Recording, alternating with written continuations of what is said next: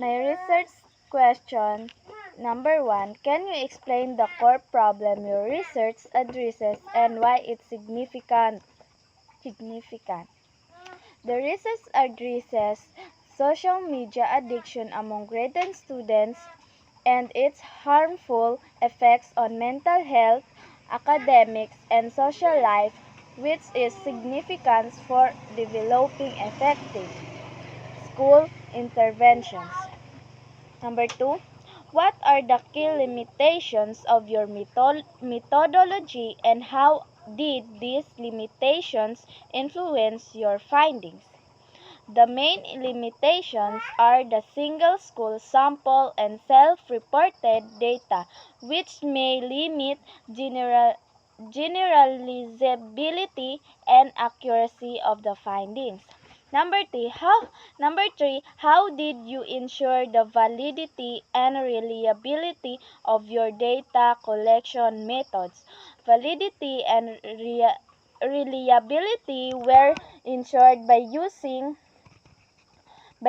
a modified validated scale, standardized procedures, and triangulation through mixed methods.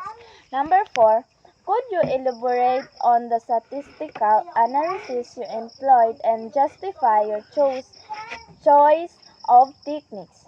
Descriptive and inferential statistics were used because they effectively identified patterns, prevalence, and relationships in survey-based research.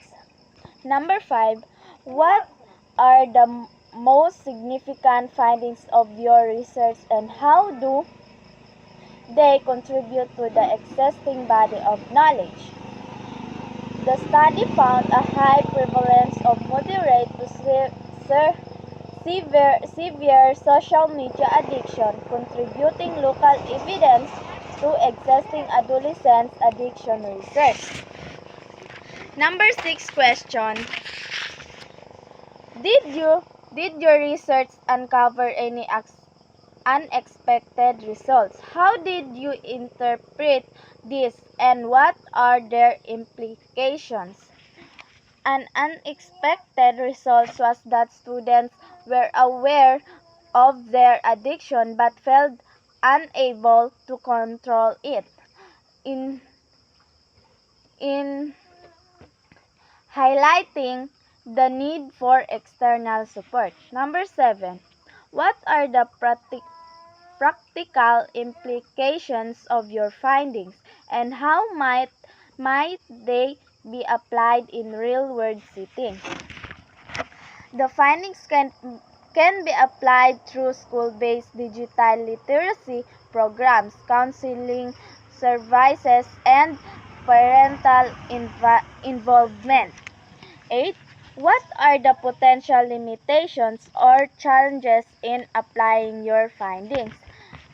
Challenges include limited resources, student resistance, and cultural normalizations of excessive social media use.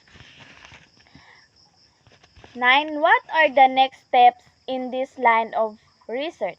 What future studies would you recommend based on your findings? Future research should involve larger samples, other grade levels, and longitudinal or intervention-based studies. Last, how would you respond to criticism that mention a specific potential criticism relevant to the research?